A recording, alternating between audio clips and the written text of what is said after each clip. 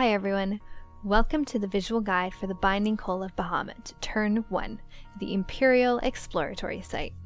This is currently the only endgame raid available and drops eye level 90 Allagan gear and Tomes of Mythology. Coil is unlocked once you have defeated Titan Hard Mode and is accessed by completing the quest Primal Awakening that takes you to the entrance just outside the Wineport Gate. My name is Ms. Tech and I'll be your dungeon guide. While raid composition isn't too rigid in this instance, having certain jobs for certain fights does make certain mechanics much easier, but we'll get to that with each boss encounter. We begin turn 1 with the ADS mini-boss. This mini-boss has a number of abilities that you will see later on in the instance, so once you learn them here, the counter will come naturally to you later. The first thing you'll notice, mostly because it flashes a giant warning in the center of your screen, is the warning Charge Complete and X clicks. This acts as the enrage timer for this and other similar encounters. In this case, we get 4 clicks before ADS will detonate, wiping the raid.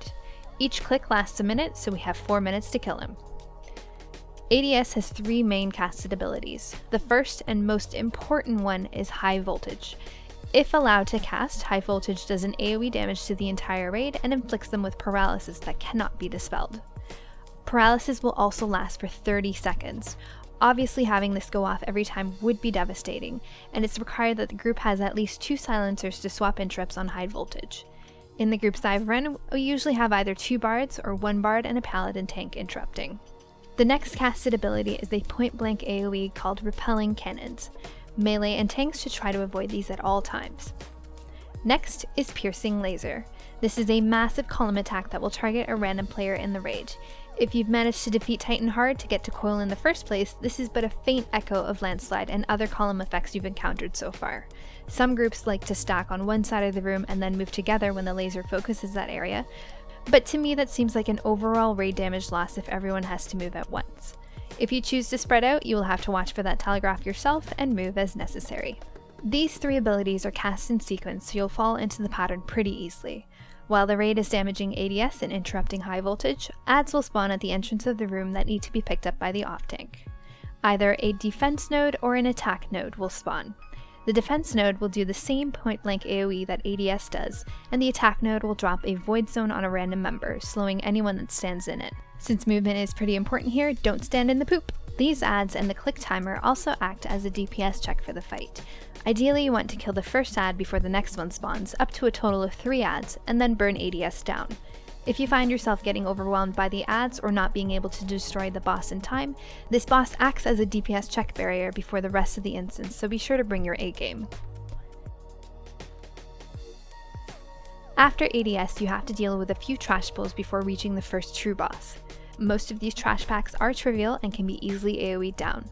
The only mobs you really have to be awake for are these dark matter golems.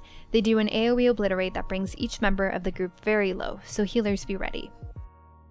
The first boss is Caduceus. I lovingly refer to him as Cadouche because that's the noise he makes when he obliterates your tanks. The layout of the room here is actually pretty important. You'll notice the honeycomb patterns at varying levels. It's a good idea to familiarize yourself with each section. This fight requires a bit of movement by everyone in the raid, and knowing where and how to move in advance can save you some wipes.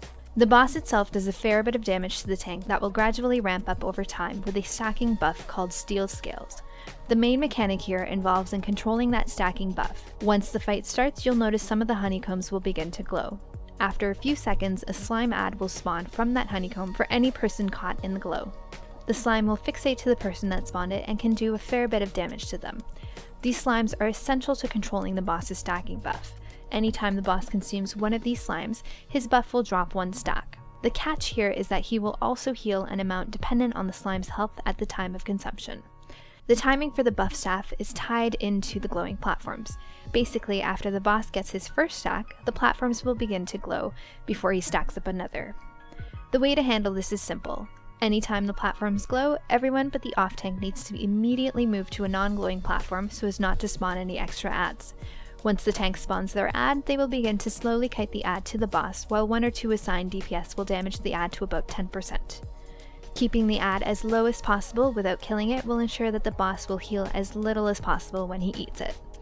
Whoever is kiting the adds need to make sure they also don't run away too far from the add. Should you run out of the slime's range, it will explode and you'll have wasted the opportunity to reduce the boss's stack. Now, due to the layout of the platforms, it's physically impossible for one tank to cover all the platforms in time. As such, the off tank can ignore the two outer sections and focus on only spawning adds in the middle 3 rows. The outer platform is handled by a ranged damage dealer, in our case a bard, that spends the majority of the fight on that top platform. With the pattern that the platforms glow in, if the bard honeycomb is the one glowing, the off tank knows that the bard will be the one spawning the add and is responsible for kiting it to the boss at low health. Aside from that, players need to watch out for the poison spit, which leaves a puddle of goo that will slow and damage anyone standing in it. This is targeted on a random player in the raid and will leave the puddle where the player was standing at the time of the cast, so it's easy to move out of. Caduceus also has a tail swipe that can be activated by any melee. While the boss is tail swiping, he is doing no other damage to the tank, so this may be useful if your healers need a few globals to catch up on heals if necessary. The cycle of boss buff and add spawns continues until about 65%, at which point the boss will split in 2. The off tank needs to pick up the newly spawned replica and move him away. If the replica isn't moved away in time, the two will rejoin and eventually kill your tank due to the crazy high steel scale stacks. While the boss is split, he will do half the damage to the tanks. However, each split half will have the same number of steel scale stacks that he had before the split. As such, it's a good idea to slow DPS right before the split and let him eat one more slime to drop his stacks to 0 before pushing him in.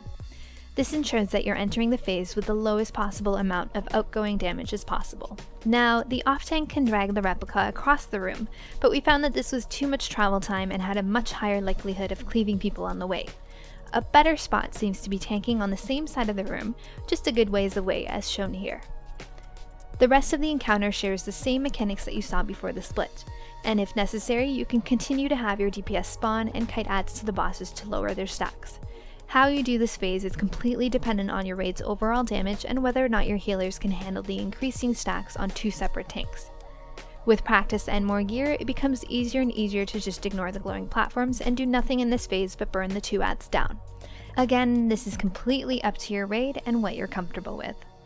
The 2 adds need to be killed around the same time, otherwise the boss will respawn and obliterate your tank.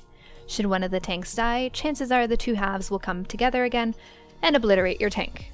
Obviously, this is a pretty healing intensive part of the fight, as your healers are each focusing on one tank and each boss is gradually hitting harder and harder. I would advise all tanks to save as many of their cooldowns for this phase as possible, and preferably for anything above 3 stacks of steel scales. Continue this until the 2 halves are down.